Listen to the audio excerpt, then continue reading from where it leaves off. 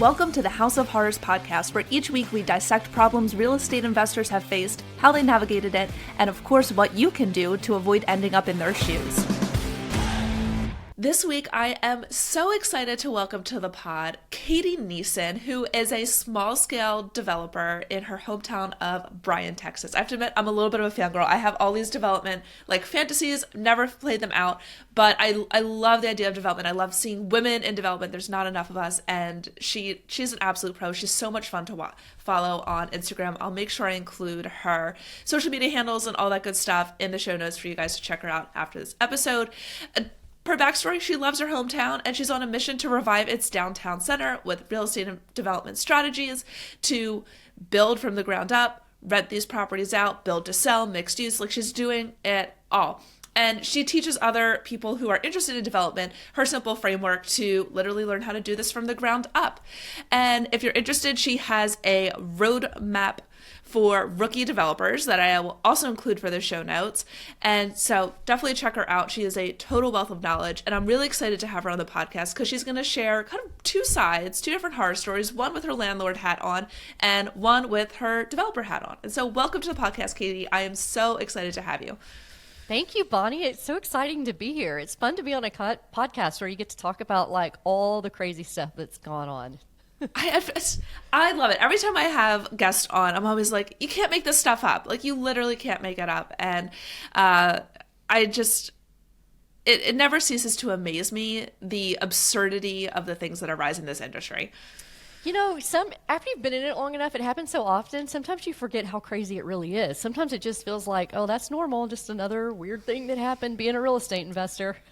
Oh, totally with you. But then there's a different variation of it. It's sure, evictions become commonplace. When you deal with your first eviction for the first time, it's Chicken Little and the sky's falling down. But then when you have these situations where it's oh, it's not just non-payment of rent, or it's something that's outside the box, you're like, whoa, didn't think that those things actually happened, but here we are.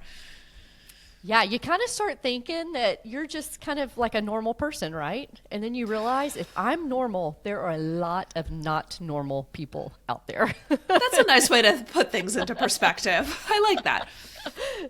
Yeah.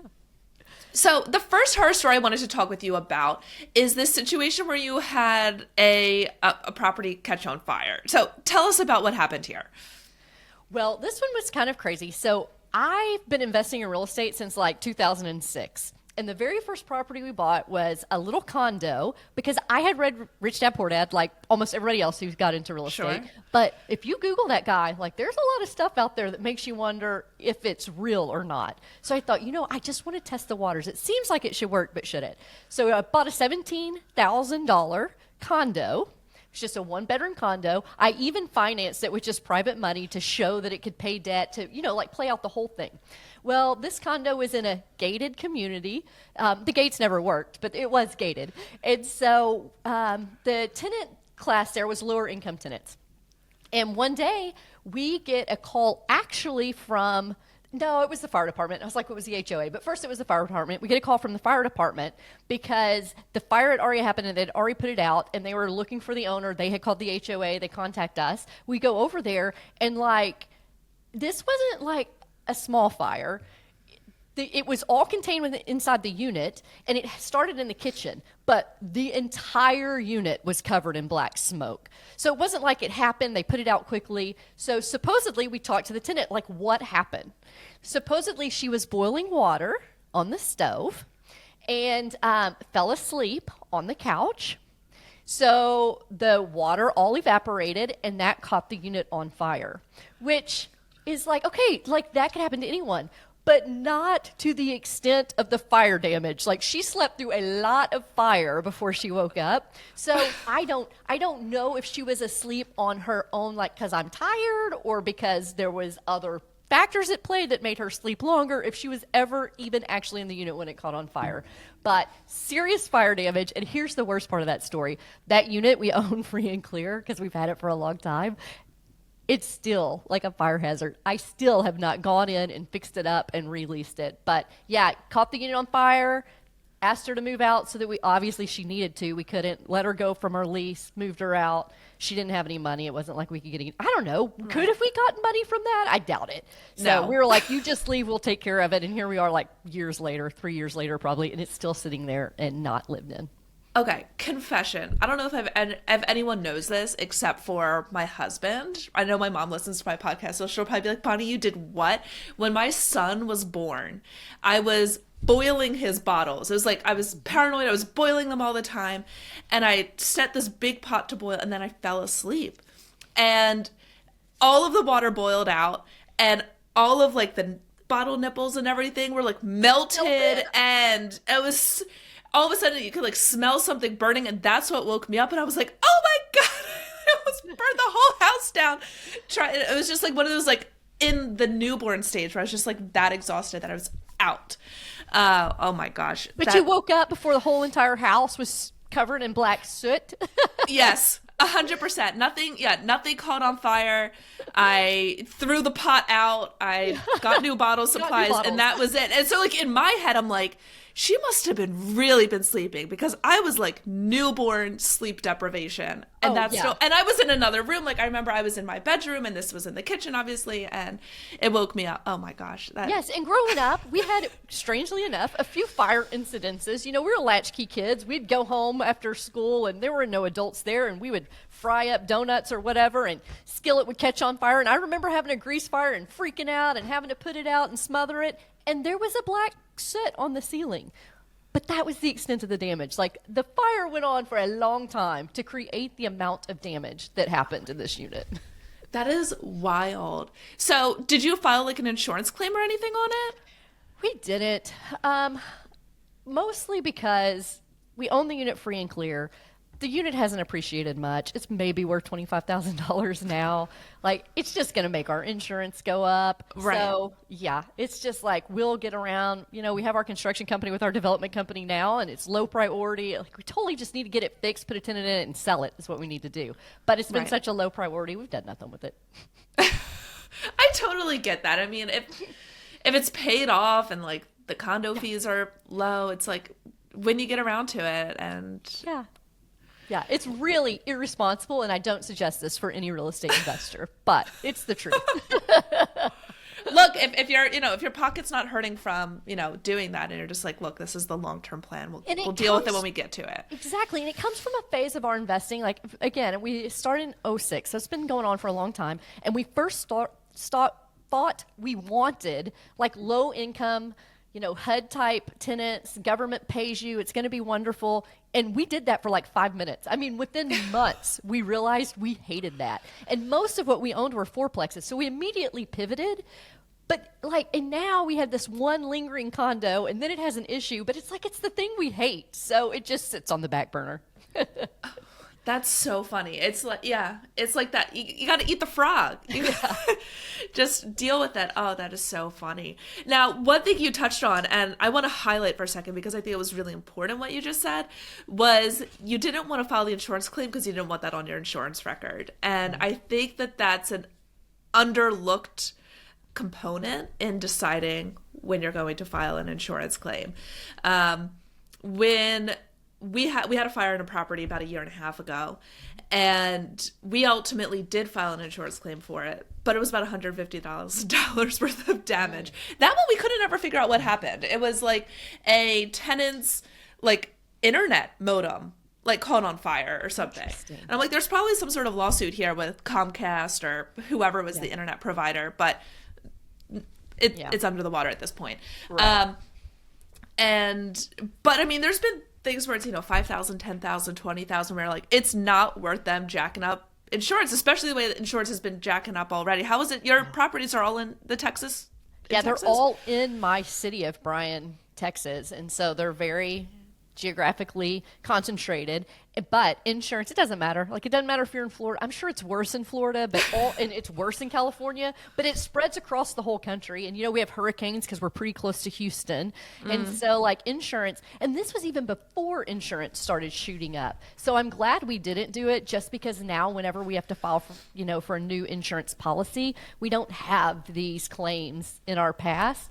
We rarely make an insurance claim. We've made one on a new building because right after we built it, we got hail damage to the TPO roof, and it tore up our beautiful neon sign because of the hail. And so we filed it, and that caused us problems forever when it came to getting the next insurance policy, because now we have a claim. And so, yeah, it's like insurance is a racket that you have to have because the bank wants you to have it. But at the end of the day, you're totally going to get screwed. I cannot stand the whole insurance industry. I'm glad you said it. I mean, I say it all, have these thoughts all the time where it's like, one, the number one thing they're going to do is look for an excuse not to pay out a claim. And then if they do pay out the claim, all they do is probably make it up by increasing your premiums. And so it's like, you're damned if you do, you're damned if you don't. Yeah, they basically harass you with any claims you have to make. Because even if you convince them that they have to pay it, they will hold that over your head for years to come. Right. And then it's like, where's the check? You agreed to pay me, but totally. Where's the money? You're like chasing these people forever. Yeah, it's... Avoid it if you can. Avoid it if you can, unless it's like a catastrophic type of situation. So we've got this property that catches on fire. That's now just literally, I was going to say on the back burner, but I feel like that's a bad pun. We'll roll with it. I know. And since you quickly realized rentals are not going to be your thing, or at least these low income rentals are not going to be your thing. Yeah. We're putting our developer hat on, and I'll say the grass is greener, but it's not perfect, right? On the development side? For sure.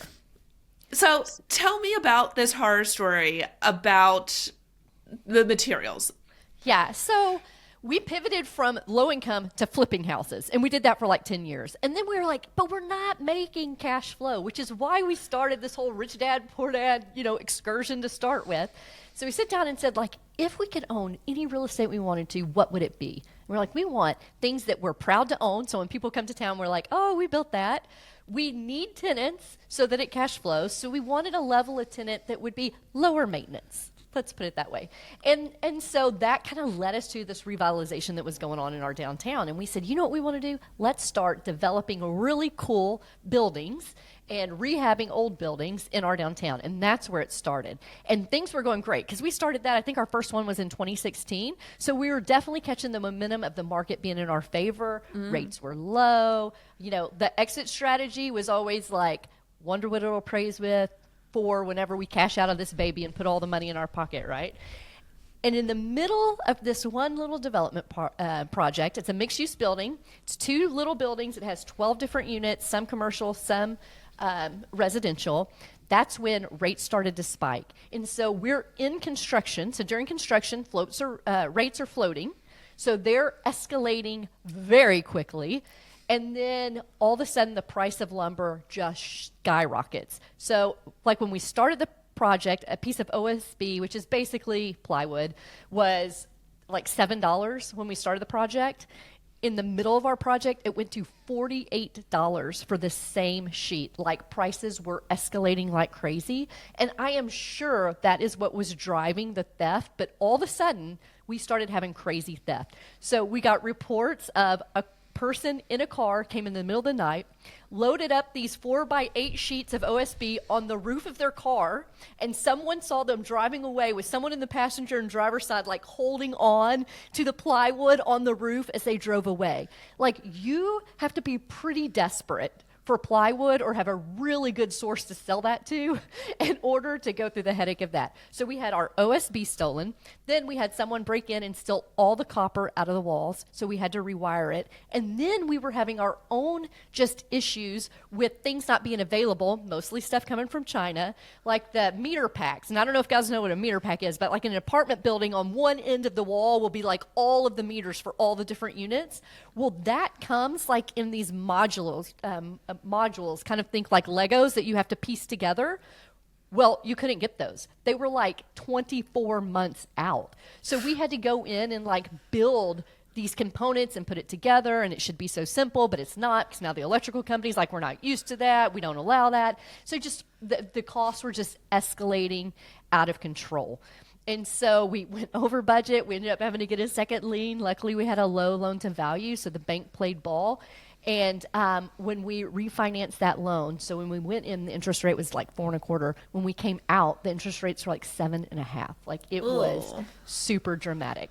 But we learned some lessons in that, and because we were already starting the next project. Lesson number 1, for the next project, we asked the bank to fix the rate during construction. I couldn't believe it. They said yes. So that rate actually got fixed at 5.25. And we hired a live monitoring company. So we had not had a lot of theft in the past, and it didn't make sense to like have security, because most security is expensive and it's cameras. And when you call in to report that to the cops, they go, yep, I see that in that picture. Somebody stole it. Right, and like, that's it. No. You're never going to find your tub or your toilet or whatever, your OSB, you know, whatever it is that they stole, you're never going to find it. So it's not really been worth the security. But this time I was like, I want to catch the SOBs who are doing it. And one thing that you kind of always hear in construction and assume, the theft that does happen is probably related to the job. Like, it's not the neighborhood person going, I'll go to the 3rd floor and take out a tub. You know, it could be, but the suspicion is the people know the job site, the workers know the job site, and that's where it happens. So I was like, I want to catch the son of a bucks who do it. So on our next apartment build, we had live monitoring. So if anyone showed up, the cops were dispatched, which we didn't have anything stolen. So you could say that it worked. Also, all the prices came back down. So it could be that theft wasn't, as relevant, but it was entertaining if nothing else. We had some craziness. We had someone run off the road and almost run into the building, have that on camera. We had squatters who tried to be in there, we have that on camera. We have people that we told could take some stuff that the cops called us because they're like so it worked in that they called us, but it wasn't super rewarding in that we didn't catch anybody, but it was rewarding in that we didn't have anything stolen. Yeah, and it sounds like you also nipped a few issues in the butt too, which is always my goal with legal stuff is like, how can we prevent the issues, not just protect against them? I know. And the hardest thing about it now is like, so when we do our next one, should we do the camera again? Like, was the camera the reason we didn't have theft, or was the one building just a one-off? And it's expensive to do live monitoring. And so it's so crazy because it clearly worked, but we're still not convinced. Like, that's what we have to do going forward. I totally get that. I mean, I hear that with a lot of my properties are in Philly, and in like the Philly investing groups, theft, squatting is always a really big concern when properties are under rehab.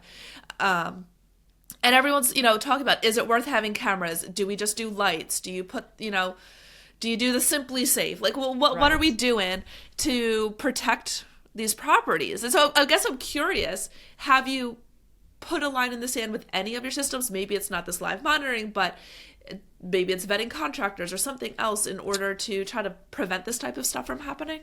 Yeah, the biggest challenge on a construction site is there's no Wi-Fi, right? Because most of the projects, you don't even have power. It's on a temp pole. And so that's why it's so expensive, because you got to have something that has like some sort of cell phone card reader or something to even get it on site. And so it's really specialty.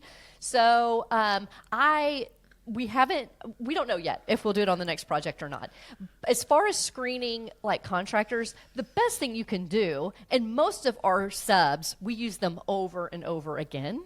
So that is helpful. It also is helpful that we're in downtown because there's always activity going on.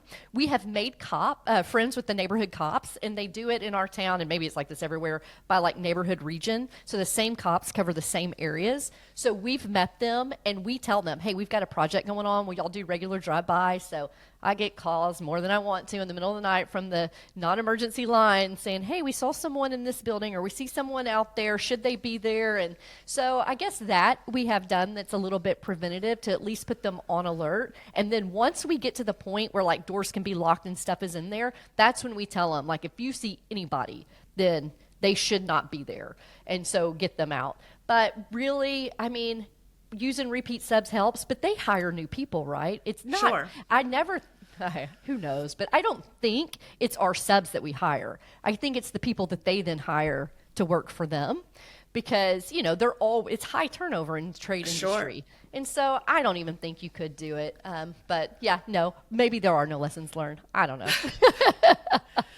It's always just experience, right? You figure it out, you see if it works. It's all experimentation, right? Like I don't think there is some one size fits all solution to a lot of this stuff. We do communicate to our subs now that the site's being monitored, whether it is or not. We tell them, because if it is from them, they don't need to know where the camera is. They don't need to know how it works. If they think it's being monitored, they're not going to want to take the risk. So I have my GC just tell our subs, hey, let them know that the site's being monitored. So if they show up on a weekend or something or if they show up unexpectedly, they can expect the cops to come, or we're going to get a call to let them know they're there, whether it happens or not. That was the one thing we learned, is that because our subs would work at different hours, it was hard to set the hours of when you wanted security called. So whenever they would go, if they showed up early or if they worked late, the security would call us and say, hey, it's during these hours and people are on site. Because of that, I was like, we need to use that to our advantage. So let's just tell our subs, if they're there at odd hours, we are going to get phone calls because it's being monitored. And then at least, hopefully, it reduces the related theft. I like that. I think that's a really good approach. And even if it doesn't, you don't have like a direct line to being like, this prevented that. Yeah. It does sound like it's, I'll say, prophylactic. Yeah, it's like putting the first alert sign out in your yard, even if your house isn't being monitored by the security system. It's basically the same thing. Sure. Yeah, I like that. That's a really great idea. So what would you say to an investor who is thinking about perhaps putting on that development hat for the first time? Like, what would you say is some of the best ways they can protect themselves? Well, the first thing I would say is do it, and this is kind of my bias coming through, but do it because you love the place and you think you can improve it. And then once you figure out, does your market make sense to actually develop in? Does it have strong, fundamentals and all of that? And it's a market that you love and that you know really well, and you want to build something.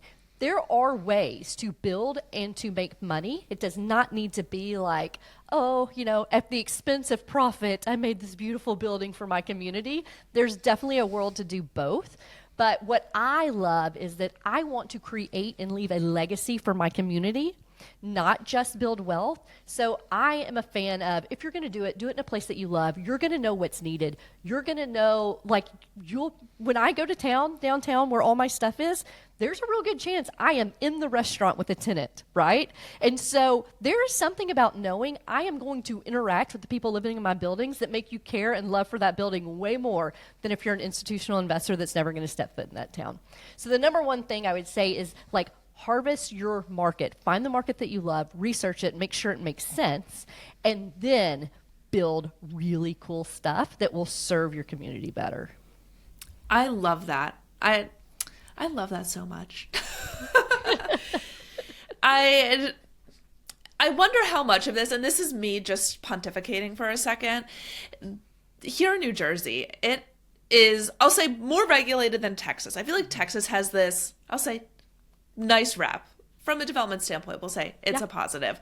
That it's fairly low in terms of red tape, zoning maybe a little bit less onerous to be able to get these projects off the ground. Do you, in your experience in speaking with developers across the country through your programs and whatnot, do you find that people are able to kind of still pursue that passion-driven development the same way you are? Yeah, so here's the deal. Every government jurisdiction is going to tell you they want development and they want more housing. The reality is most of them are liars. So it's less state specific, it's more community specific. So to build in Austin is a freaking nightmare right here in Texas. To build in San Antonio is a real pain in the rear.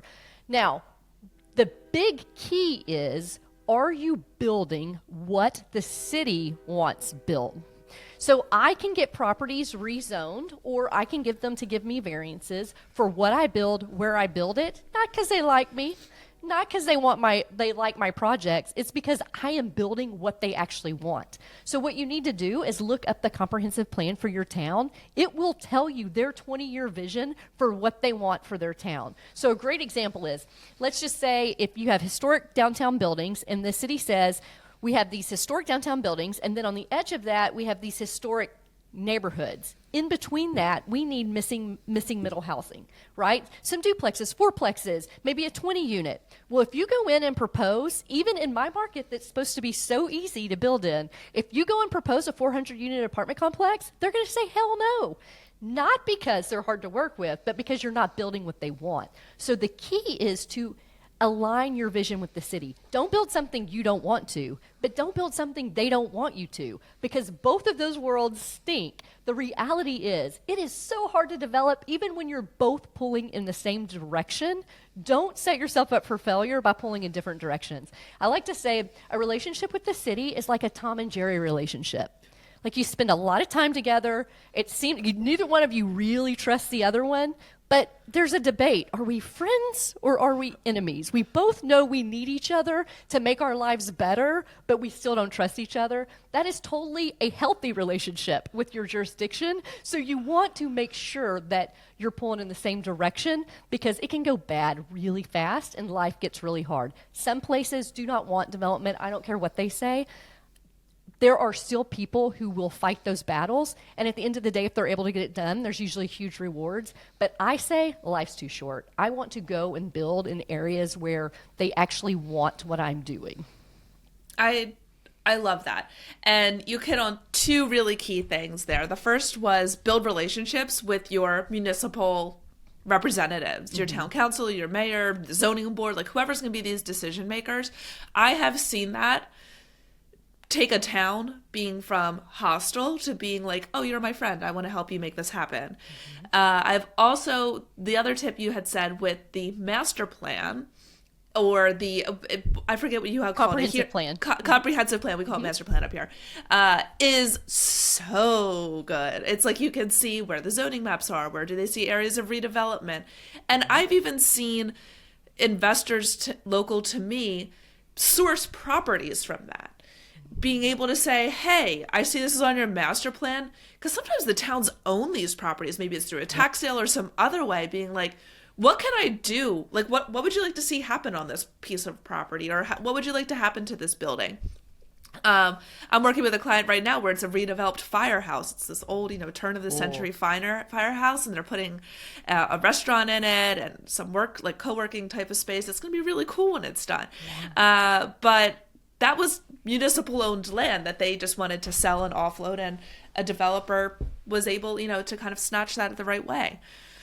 Yeah, I love that. And that's like a dreamy project. But you're exactly right. The city will own some of this property, or people will approach the city. And sometimes the city gets really frustrated with the way properties are being treated. Maybe they are in violation all the time or whatnot. And if you are the expert in that area of town doing those projects, they will reach out to you and say, hey, this could be an opportunity. Reach out to the owner. Here's how you can contact them if they get permission from them. Or they'll say, hey, we'd really like something to happen different in this area, and then we'll reach out to them. So they definitely will work with you. Now, I don't want to give them too much credit just in case they happen to come on this podcast, because I want them to always know that,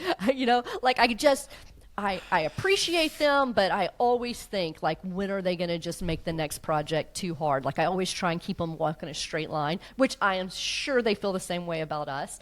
But they are relatively easy to work with, but it is not a statewide thing. There are absolutely cities that are really hard to develop in, and that's what I want to teach people. If it's a community that you know and that you love, what you don't want is for that whole community to be owned by institutional investors. They don't care. It's all a spreadsheet for them. For me, the spreadsheet is very important, but the fact that we own our communities by people who are a country that's owned by millions of people is way harder to control than a country that's owned by 5 or 6 huge real estate investors, right? And so my goal is for everyone to own property in their community, because it's harder to control us, and I like that. I like that too. And the other thing that, these smaller investors do, and you talked about this earlier, is you're providing what the community needs. Like, a big issue in my area right now is, like, we do not need another car wash. We do not need another self-storage facility. We do not need another bank that nobody is going to go into. And so, but they just keep popping up. I'm like, Does my town not realize that this is just a tax write-off, that someone's just going to cost seg this That's and right. They forget just about it? Seg it? It's just a spreadsheet. That is such a great example. And the other thing is, even when you get like the big box retailers and the strip centers, those landlords are institutional landlords, and they are going to rent to the franchises, right? Lower risk. They have one contact person. They can lease places all across the country. So then your town just looks like the next town. You cannot have character, and you can't have texture, and you can't have its own personality if you don't have the small developers who go, you know what? I don't want Starbucks in my building. I want a privately owned coffee shop. But that is so much harder from a global, scalable landlord's position. They don't want those. They want them to be branded, corporately owned businesses that's much easier to lease to. And that's why when you go from one town to the next, when you say like, where do I want to go on vacation this year? You're not like, oh, I remember driving past that dreamy strip center in Houston. I totally want to go back there, right? No, you think of these really cool, unique downtowns, you know, whether it's in Europe where they're all over the place, or even here, a San Francisco, a downtown New York. You're not like, oh, I just want to go to that sprawling city with all those beautiful metal buildings on the edge of town and those beautiful strip centers, all of those neighborhoods that have those garages facing the streets with the cul-de-sacs. Like, the towns just start looking the same one after the other, and I just do not want that for our country. I'm with you. One main street at a time, guys. One main street at a time. We need to have the investors / are you familiar with like the Strong Towns movement? Oh, of course. Okay. I'm like, we need that crossover. This is where it is. It's going to happen by, you know, smaller investors. And exactly. I will forever and ever, ever be an advocate of the mom and pop landlord, the mom and pop developer, because we care. Yeah. It means something to us. The good and the bad, it means something to us.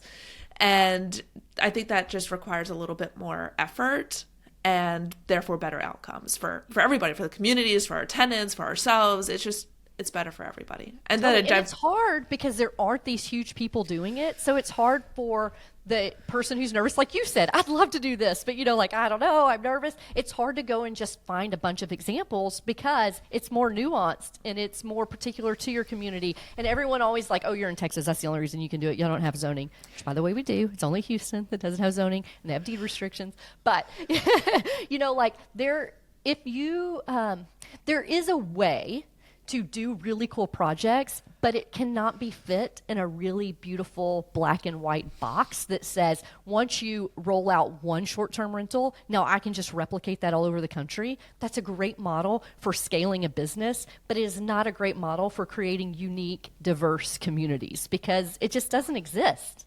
Right, and also economically vibrant. Like we want to be able to have jobs within our community as well, and people to live there who have those jobs and go to our schools. And just going back to the car wash and the self-storage facilities, I'm like, that created a job for nobody. That, I mean, maybe for the construction as it was being built, but like at the end of the day, it's not a place where people are meeting each other. It's not improving the community in any way. It's just there wasn't one within a 3-mile radius, and so why not? Yeah, you're totally getting me on my rant now. But I got to give you another example. Bentonville is a beautiful place. It's like the mountain biking community of the world, and I don't even think they have a mountain one. They have all these amazing trails. The downtown is beautiful, and it's amazing. Do you know why? Like, their community is so rich? Walmart?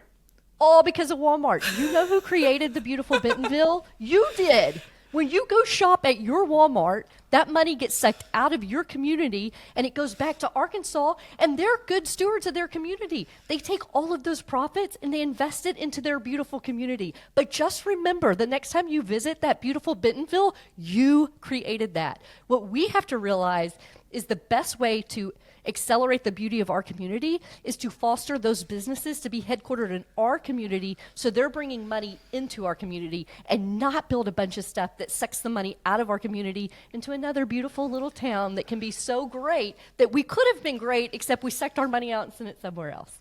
100%. I was talking to my husband the other day. I'm like, Starbucks isn't going to sponsor the kids' basketball team. No. It's not. CVS is not going to sponsor.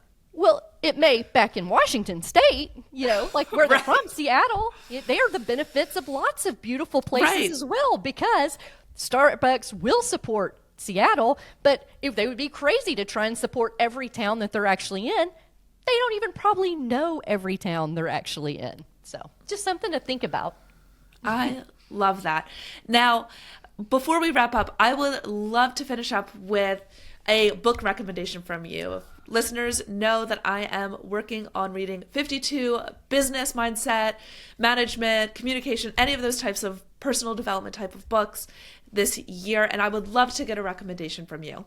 Oh, I love it. So I'm going to tell you my favorite book so far this year, and it probably goes into last year too, but it's relatively new, and it's called Main Street Millionaire. It's by Codie Sanchez, and the reason that I love it is she's like the yin to my yang, right? Like, I'm all about building and owning small-scale real estate, and she's all about buying and owning small, boring businesses, and the two like beautifully meld. The concepts are the same. Like, you don't want your whole city also to be controlled by just huge corporations or by huge real estate owners. And it's a really good book. And the reality is, a lot of real estate investors forget real estate investing is a business.